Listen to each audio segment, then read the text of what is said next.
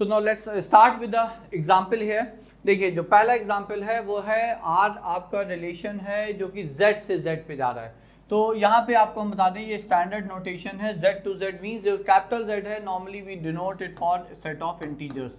तो जो आपका कैपिटल Z है वो आपका यहाँ पे सेट ऑफ इंटीजर्स हो जाता है, ठीक है। तो R जो है relation R that goes from integers to set of integers where R is a collection of ordered pair A comma B where A and B both belong to obviously the same set Z, set of integers, and mod of A minus B is an even number। तो mod of A minus B अगर even number है तब हम ये कह रहे हैं कि A is related to B और A comma B belong to the relation R, ठीक है। तो यहाँ पे क्वेश्चन के अकॉर्डिंग आपका ये हुआ कि that A is related to B if modulus of A minus B is an even number. तो modulus of A minus B यदि इवन नंबर है तो आपका A B से रिलेटेड है, A B से संबंधित है आपका, ठीक है। तो ये हो गया। अब prove that it is an equivalence relation. तो अगर हमें ये सिद्ध करना है कि रिलेशन R आपका इक्विवेलेंस रिलेशन है, इसका मतलब one by one we will be trying to prove that relation जो है आपका वो सिमेट्रिक है, रिफ्लेक्सिव है एंड ट्रांजिटिव है। If we could prove that it is symmetric, reflexive and transitive, then only we will be able to prove that relation R is an equivalence relation, ठीक है। तो चलिए स्टार्ट करते हैं। So to start with obviously first one chord symmetric। So to prove that a relation, this given relation is symmetric, so let's see how to do it। देखिए symmetric के लिए आप मानेंगे तो सबसे पहले आप कहेंगे let A be related to B, A is related to B। तो हमने एज्यूम किया जो आपका एलिमेंट A है वो B से रिलेटेड है, ये आप मानेंगे। And then you will try to show that if A is related to B it should imply, necessarily imply कि B is related to A। तो let's see how to do it। Let A be A is related to B, this imply mod of A minus B is an even number। यही तो हुआ। So that's what the relation is given to us कि A B से संबंधित related तभी है जब A minus B का जो मॉड है वो इवन नंबर होगा, ठीक है। Now let us write it in mathematical form। So this is mod of A minus B has to be some multiple of 2 here। obviously कोई भी इवन नंबर 2 का मल्टीपल होता है जहाँ पे M भी सेट ऑफ इंटीजर्स ही होगा, और यहाँ पे चूंकि मॉड है तो वो पॉजिटिव इंटीजर होगा, तो हम यहाँ पे होल नंबर का सेट या लिख सकते थे, बट ठीक है। तो पॉजिटिव इंटीजर होगा। Now we know that if you have to remove modulus sign we write it as A minus B is equal to, हम प्लस या माइनस लगा लेते हैं बच्चों, ठीक है। Now multiply both the side by -1। So if you multiply both the side by -1 तो ये हो जाएगा B माइनस A। अच्छा, क्योंकि since in RHS we have both the possible sign, we have either plus और माइनस, तो दोनों ही पॉसिबल साइन आपके RHS में हैं। इसका मतलब ये आपका माइनस प्लस हो जाएगा 2 टाइम्स M, माइनस प्लस हो जाएगा 2 times M। But does that make any difference? क्या इससे कोई यहाँ पे कोई बदलाव आएगा, कोई फर्क पड़ेगा? Answer is no. है तो वही दो पॉसिबिलिटी, या +2m या -2m। सो दैट मीन्स तो जो अब अगर हम मॉडुलस लगा दें तो modulus of B minus A plus minus फिर से चलाएगा, चूंकि M आपका पॉजिटिव इंटीजर था तो 2 टाइम्स M आ जाएगा। सो that means your modulus of B minus A is an even number, isn't that? Because modulus of B minus A is multiple of 2, so this imply B is related to A, so this imply B is related to A here, ठीक है। तो A B से related था और हमने वहां से using the definition of the relation given here, the way the relation is defined here given here, using that we prove that if A is related to B that necessarily imply B is also related to A, hence so now you will say hence relation R, hence R is a symmetric relation। तो ये देखिए पहला statement prove हो गया। अच्छा, ये लिखना पड़ेगा बच्चों, ठीक है। आप ये पूरा स्टेटमेंट लिखेंगे, hence it is a symmetric relation। Now let's move to the second one here। Second one is for reflexive। देखिए रिफ्लेक्सिव के लिए चूंकि यहाँ पे जो आपका सेट है, सेट ए, जहाँ जिस पे आपका रिलेशन आर डिफाइन है, सेट ऑफ इंटीजर्स है, तो जो सेट ऑफ इंटीजर्स है वो आपका जो सेट है वो इनफाइनाइट एलिमेंट्स का सेट है। तो अगर कभी आपका रिलेशन ए से ए डिफाइंड है और जो आपका ए सेट है उसमें infinite many elements are there, countable या अनकाउंटेबल कोई फर्क नहीं पड़ता, अगर उसमें इनफाइनाइट एलिमेंट्स हैं तो आपका रिलेशन जो है वो ए से ए जो डिफाइंड है, रिफ्लेक्सिव होने के लिए उसमें कहीं ना कहीं कोई आइडेंटिटी स्टेटमेंट आना चाहिए, क्योंकि आइडेंटिटी स्टेटमेंट ही, ध्यान से सुनिएगा बच्चों, आइडेंटिटी स्टेटमेंट ही ऐसा स्टेटमेंट है जो आपको एक साथ इनफाइनाइट सोल्यूशन या इनफाइनाइट पॉसिबिलिटीज के लिए ट्रू हो जाता है। तो अगर आपका रिलेशन ए से ए है, सेट ए आपका इनफाइनाइट एलिमेंट्स का सेट है और आपको रिफ्लेक्सिव प्रूव करना है, तो you should know beforehand that you need to get an identity statement जिसके लिए आप कह सकें कि it is true for every possible value of whatever the element is. तो since it's true for every possible value, hence that we will conclude then, but ये आप दिमाग में रखेंगे। तो चलिए लेट्स स्टार्ट। तो आप देखिए रिफ्लेक्सिव के लिए क्या करेंगे, let A B related to A, obviously A is related to A. हमें क्या प्रूव करना है कि ये जो स्टेटमेंट है कि A is related to A is like independent of A, is true for all A. तो ट्रू फॉर ऑल ए का मतलब वो इंडिपेंडेंट ऑफ ए रहे, ए कुछ भी रहे, ये स्टेटमेंट ट्रू है, ठीक है। So now let's continue. So see A is related to A imply, as our relation is defined in this question, modulus of A minus A is an even number. Obviously A से related तभी है जब इसका mod of A minus A जो है वो even number होगा। So this implies 0, modulus of 0 0 is an even number and this is an identity statement because this is always and always true, isn't that? तो ये आ गया। So this imply identity statement because अब ये 0 तो कहीं से भी आया हो, A कुछ भी हो, आपको आया 0, A कुछ भी रहे, यहाँ पे ये जो स्टेटमेंट है इंडिपेंडेंट ऑफ A आया, और 0 is an even number is an identity statement, it's always true. So this imply A is related to A for all A belonging to the set of integer, hence your relation R, so hence relation R is a reflexive relation, ठीक है बच्चों। तो ये हो गया आपका reflexive relation prove करने का तरीका। So hence by now we have proved the statement, the question are like the relation to be symmetric relation here। तो हमने पहले इसे symmetric relation प्रूव किया, फिर यहाँ पे हमने इसे reflexive relation प्रूव किया। Now let's move ahead and prove it to be a transitive relation also। तो अब आगे बढ़ते हैं और इसे transitive relation प्रूव करने का प्रयास करते हैं बच्चों। तो चलिए फिर ट्रांजिटिव के लिए बढ़ते हैं। तो अब आया हमारा थर्ड केस यहाँ पे and that is for transitive relation. तो for transitive how will we approach, how will we prove a relation to be a transitive relation. तो अब हम यहाँ पे कहेंगे let us assume two ordered pair x be related to y and y be related to z। तो चूंकि transitive prove करने के लिए दो तो इफ कंडीशन का पार्ट है, ये दो ऑर्डर्ड पेयर तो आपके इफ कंडीशन के पार्ट हैं। अब इम्प्लाई क्या करना है कि अगर ये और ये ऑर्डर्ड पेयर ऐसे हैं such that x related to y and y related to z, we have to prove that x must be related to z। तो हमें यहाँ पे ये सिद्ध करना है कि जो x है वो z से रिलेटेड होगा। अब पहले से समझते हैं x related to y, what does that mean?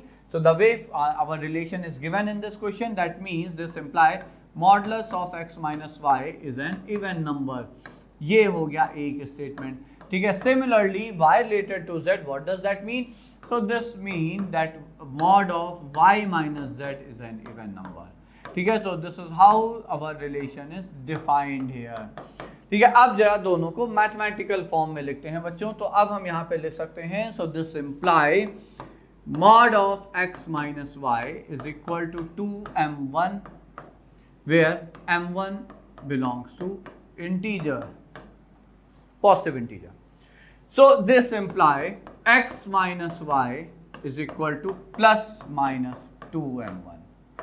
Now I call it relation 1 here। तो ये हमने अपना एक relation 1 मान लिया, ठीक है, similarly for the second part, so similarly you will say, ठीक इसी प्रकार से आप कहोगे कि y माइनस जेड, चूंकि इवन नंबर है तो I can write it as 2 times m2, where m2 again belongs to the set of positive integers. So now again removing modulus symbol here, so y minus z is plus minus 2 times m2. Okay, now I am calling this to be relation 2 here, तो ये हमने यहाँ पे relation 2 मान लिया. Now if we add them, so देखिए, अब देखिए, पहले तो आप ये समझें कि करना क्या है. हमें क्योंकि ये बताना है कि क्या x z से रिलेटेड है या नहीं रिलेटेड है. इन एनी केस आप ये प्रूव तभी कर पाएंगे या डिसप्रूव तभी कर पाएंगे जब y बीच से गायब हो. y को आपको रिलेशन में से गायब करना होगा, तभी तो x और z के बीच में पता चलेगा कि हाउ आर दे रिलेटेड और not. So but in any case we need to get rid of y here, so the target is eliminate y. ये बस ध्यान रखिएगा, ऐसे कभी भी whenever you have to prove a relation to be a transitive relation, this is what we need to do.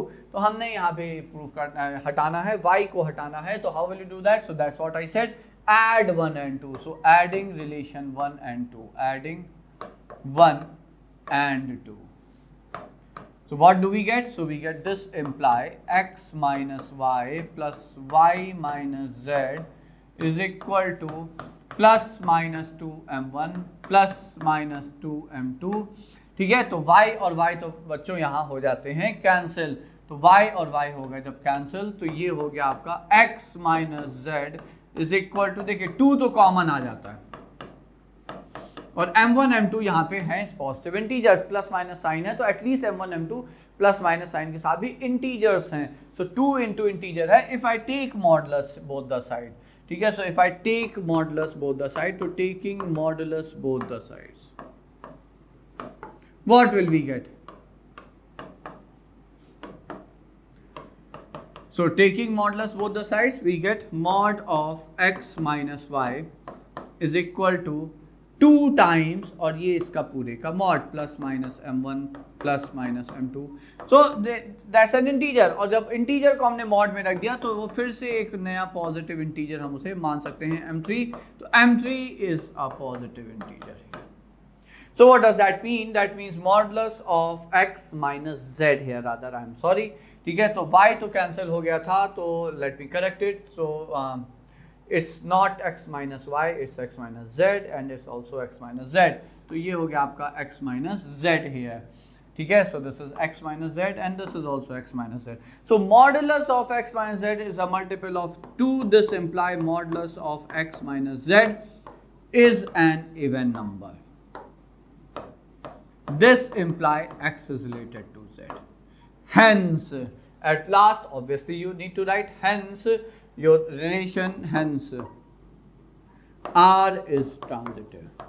अब चूंकि R आपका reflexive, symmetric, transitive हो चुका है, this imply relation R is an equivalence relation. So this is how you can approach a question where you have to prove a given relation to be an equivalence relation. आप symmetric के लिए क्या करेंगे? आप symmetric के लिए a comma b मानेंगे, फिर आप ये प्रूव करेंगे कि b a से रिलेटेड है. रिफ्लेक्सिव के लिए क्या करेंगे? आप a कॉमा a मानेंगे या a रिलेटेड टू a मानेंगे. और यहाँ पे याद रखना है कि identity statement is the target. Identity statement आएगा, इसका मतलब ये जो आपने रिलेशन माना है that's true for all a, hence all a are related to itself, hence reflexive. Transitive में क्या है? You need to assume 2 such ordered pair, x related to y, y related to z. Mathematical जो conditions हैं relation की वो आप impose करेंगे and here the target is eliminate y. y आपको बीच से हटाना पड़ेगा. y हटते ही आपको दिख जाएगा कि x z से कैसे रिलेटेड है भी या नहीं रिलेटेड है. This is how you prove relation to be an equivalence relation बच्चों.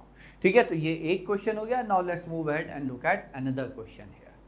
So now let's move to the another example here, second example here. यहाँ पे भी आपका जो relation R है वो Z से Z, मतलब set of integer से set of integer पे define है. और relation R इस तरह से है कि A is related to B if 3A plus 4B is divisible by 7. अगर 3 times A plus 4 times B आपका 7 से divisible है तो आपका ये जो रिलेशन है ये आपका डिफाइंड है, मतलब ए बी से रिलेटेड है.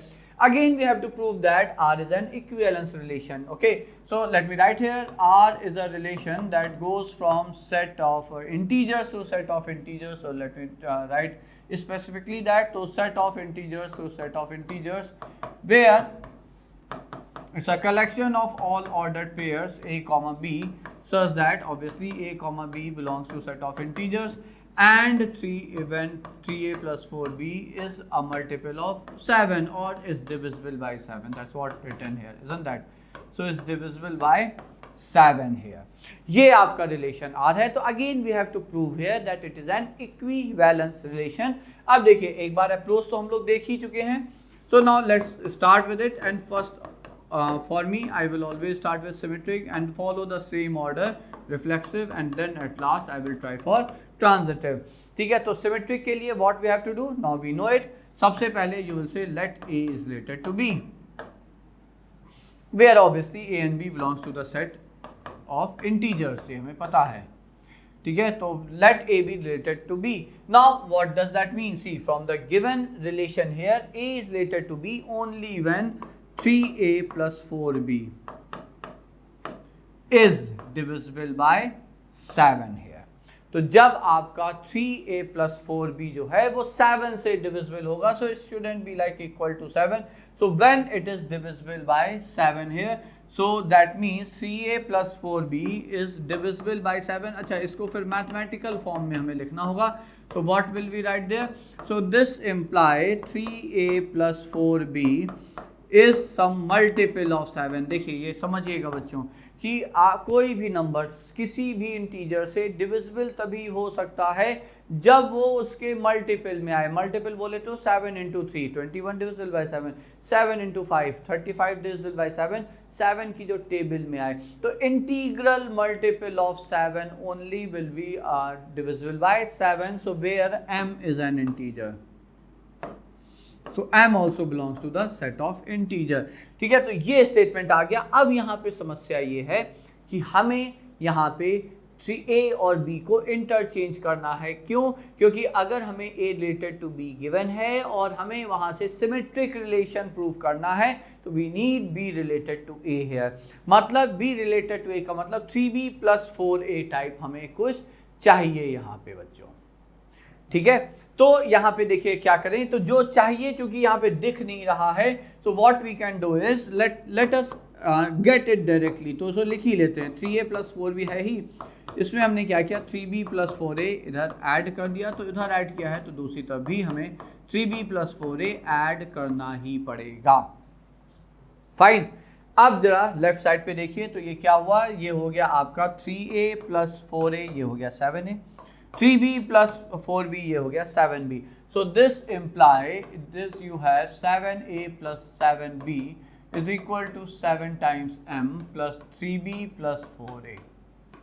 Now if I talk about 3b plus 4a, because that is our only concern कि 3b plus 4a आ जाए. ठीक है, तो अब ये अगर हुआ तो इधर ये हो जाएगा 7a plus 7b minus 7 times m. In any case you have 7 common here, and a, b and m are all integers. So that means, this means I can write 3b plus 4a is a multiple of 7. So I am writing it as m1, where m1 belongs to the set of integer. So that what does that mean? देखिए a और b और m ये तीनों ही integer हैं, तो इनका कोई भी एडिशन सब्ट्रैक्शन का कॉम्बिनेशन इंटीजर ही देगा. तो ये 7 टाइम्स इंटीजर हो जाता है. सो this imply 3b plus 4a is also divisible by 7. So this is also divisible by 7. तो ये 7 से divisible है. So this imply b is related to a. Hence, तो ये देखिए b is related to a आ गया. क्यों? क्योंकि देखिए a b रिलेटेड तब थे जब 3a प्लस 4b, तो जो पहले है ऑर्डर पेयर में वो 3, उसका कोफिशिएंट 3 है, जो बाद में है ऑर्डर पेयर में उसका कोफिशिएंट 4 है. यहाँ पे जो पहले आएगा ऑर्डर में उसका कोफिशिएंट 3 है, तो b पहले आया, so b is related to a then. ठीक है, so now you will say, so this imply hence our relation R, hence R is symmetric. तो ये देखिए यहाँ पे सिमेट्रिक प्रूफ करने का ये तरीका हो गया बच्चों. सो that was interesting isn't that, है ना, कि यहाँ पे ये थोड़ा सा अलग से लगा कि 3b + 4a हमें दोनों साइड पे ऐड करना पड़ा। उसका रीजन क्या था, क्योंकि हमें और कोई तरीका दिख ही नहीं रहा था। सो आई जस्ट थॉट कि जो चाहिए वही देख करके देख लेते हैं, फिर जो आएगा देखा जाएगा, and with the help of that we could do this, ठीक है। So that was first point. Now let us move to the second one, and that is your for reflexive. For reflexive, so what will we assume? We will assume that let A be related to A. Let A be related to A for all A to the belonging to the set of integers. तो हर integers के लिए आपका A जो है वो R से A से related है, ठीक है, ये assume किया हमने, and we know कि अगर इसे रिफ्लेक्सिव प्रूव करना है तो जो भी स्टेटमेंट आना चाहिए वो एक आइडेंटिटी स्टेटमेंट होना चाहिए। तो लेट्स सी, तो A is related to A, so according to the given like the way relation is being defined in the question, it is like 3A + 4A is divisible by 7. Now this is nothing but 7A is divisible by 7, which is always true. Why is it always true? So that's an identity statement. Reason is A is an integer, बच्चों, is an identity statement. Okay, and why is it so? Because as A is an integer. A तो integer है, तो 7 into integer, that's what we mean by divisibility or multiple of 7. So 7 into integer is obviously an integer, hence it is an identity statement. This imply A is related to A for all A belongs to the set of integer. Hence this imply, hence the relation is, hence R is a reflexive relation. तो इस तरह से हम यहाँ कह सकते हैं जो R है आपका वो एक reflexive relation है, ठीक है। सो ये हो गया दूसरा। Now let's move to the third one, and that is for transitive. Let's see, is it that interesting like in the previous case, or maybe like we did for here in symmetric? Symmetric वाला case थोड़ा interesting लगा था, तो अब देखते हैं यहाँ पे क्या आता है, ठीक है। तो अब हमें पता है कि अगर ट्रांजिटिव प्रूव करना है तो we need to assume 2 ordered pairs. So let x be related to y and y be related to z, तो दोनों ही हमने मान लिए। तो चूंकि दो आपने ऑर्डर्ड पेयर माने हैं तो x रिलेटेड टू y का मतलब क्या हुआ, दिस इम्प्लाई। सो चलिए let us write it somewhere else, तो यहाँ पे नहीं लिखते हैं, so let's do it like somewhere else. तो okay, so now x related to y imply 3x + 4y is divisible by 7, isn't that? Now what? So we know if it is divisible by 7, so this implies 3x + 4y is a multiple of 7, so 7m1, जहाँ पे m1 is an integer, so integral multiple of 7. Similarly, we will say, similarly, since y is related to z, imply 3y + 4z is divisible by 7.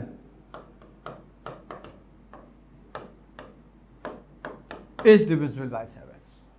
So this imply, again converting into mathematical form, so 3y + 4z is a multiple of 7, 7m2, where m2 is an integer.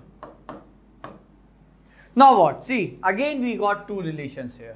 कौन से दो? एक ये आ गया और आपका ये आ गया.